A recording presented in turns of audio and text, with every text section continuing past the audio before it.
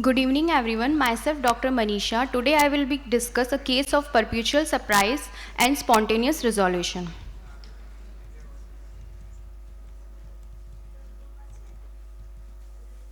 Slides are not. AV team slides are not moving.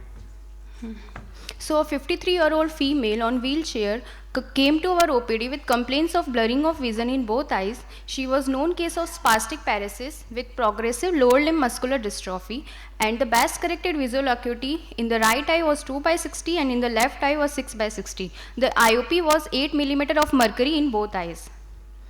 On slit lamp examination, the right eye findings were within normal limit. The left eye showed diffuse crenulated pigmented keratic precipitates with +2 cells activity in the anterior chamber and posterior subcapsular cataract with retrolental cells and vitritis in the vitreous.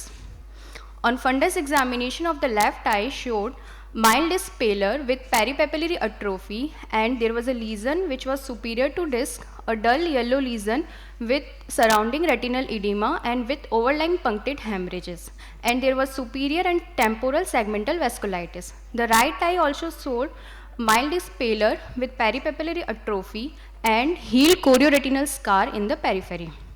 The OCT scan through the lesion superior to disc showed inner retinal hyperreflectivity, thickening and subretinal fluid. So based on this, we assume that the lesion were of infective origin. So we made a presumptive diagnosis of panuveitis suspecting tuberculous etiology. So we advised complete uveitic profile which turned out to be negative.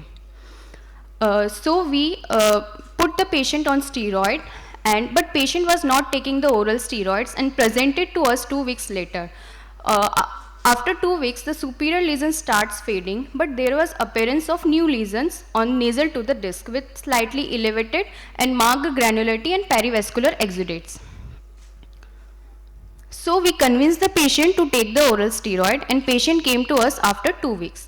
So the superior lesion start fading with formation of subretinal vascular membrane, and there was the nasal lesion also start fading with edema and perivascular exudates. The vision was 636 and the KPs and vitritis also in resolving phase.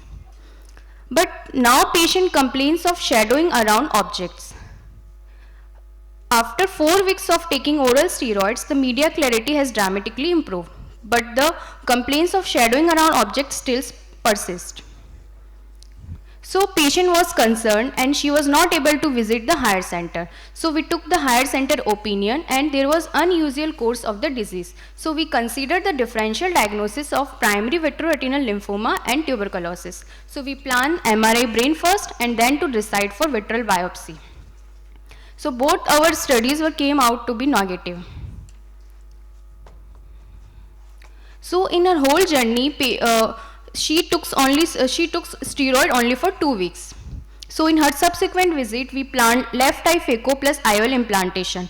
On her last visit, which was post-operative day 7, the superior lesion healed with scar and the nasal lesion also healed with exudation and SRF reduced a lot. There were no KPs, no cells or no vitritis. So my take-home message is that uveitis can present atypically, regular follow-ups are crucial, steroid response varies, and adherence is the key. Rule out systemic causes in atypical, chronic and recurrent cases. Thank you. Dr. Manisha, is it retinitis or choroiditis? How do you differentiate? Your OCT picture shows diffuse retinitis also. Sir, there were retinitis and choroiditis both. So why did you think of a viral etiology? Yes, sir. Why did you think of a viral etiology in the beginning? Please, a tubercular etiology. How is it proven tuberculosis? You have a CT scan which has some positivity. Sir, the reports are negative, but there can be a hypersensitivity reaction to tubercular So did you give it to the antigen. patient? No, sir, because sir, patient the vision is improving and patient was healing, and we took chest physician opinion, Okay, and so he let also me hold clear. AKT. I just want to elaborate to everybody. If you have TB choroiditis, Yes, sir. it's not going to.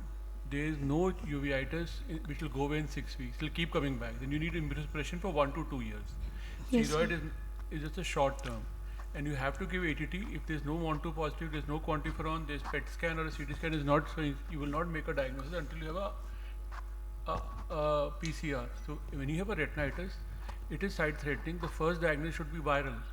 Because TB choroiditis is not side-threatening. You can get back vision after some time. But if you overlook a viral retinitis at the first go, you will make a mistake.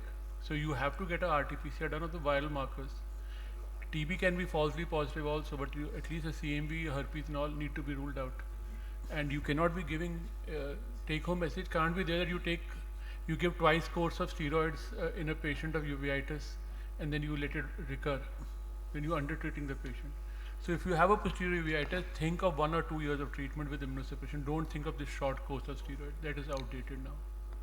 So you need to give ADT if you think tuberculosis. You have to, then you have a tubercular protein somewhere which is aggravating the uveitis, then you have to give ATT with it.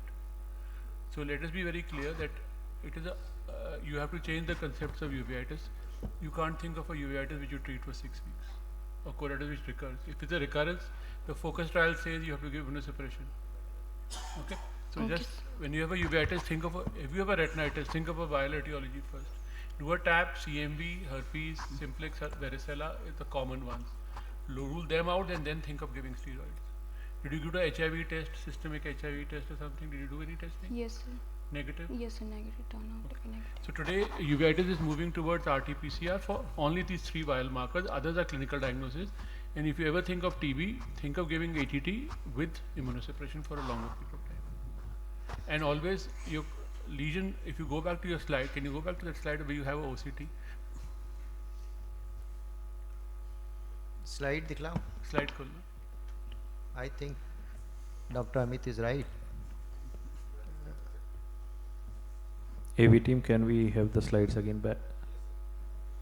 This is for the whatever Amit has said for learning of the postgraduate. So can we meanwhile ask the next speaker to be ready? Next. To come. You can review the slide later. There's an article which says there's a UVS Society lecture also.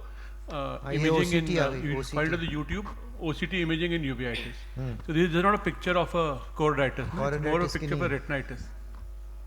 So Okay. just So look I think look at the picture. Look at these pictures. Although you don't have a clear-cut OCT, if you have a choroiditis, you will have a choroidal thickening. So the choroidal thickening is missing, and you see a diffuse loss of architecture of the retina. Probably you are looking at retinitis. If you have both, then you are looking at retinochoroiditis. So steroids are not the the right drugs if you are thinking of infective pathology. So you need to understand that in case of infective pathology, you need to treat the patient differently. In cases of what you were talking of, hypersensitivity reaction, you need to treat differently. Anyways, so We'll discuss later. yeah. So the only retinitis is non-infective is Behçet's. All other retinitis will good be presentation. infective. Okay. That's for your knowledge. Thank you.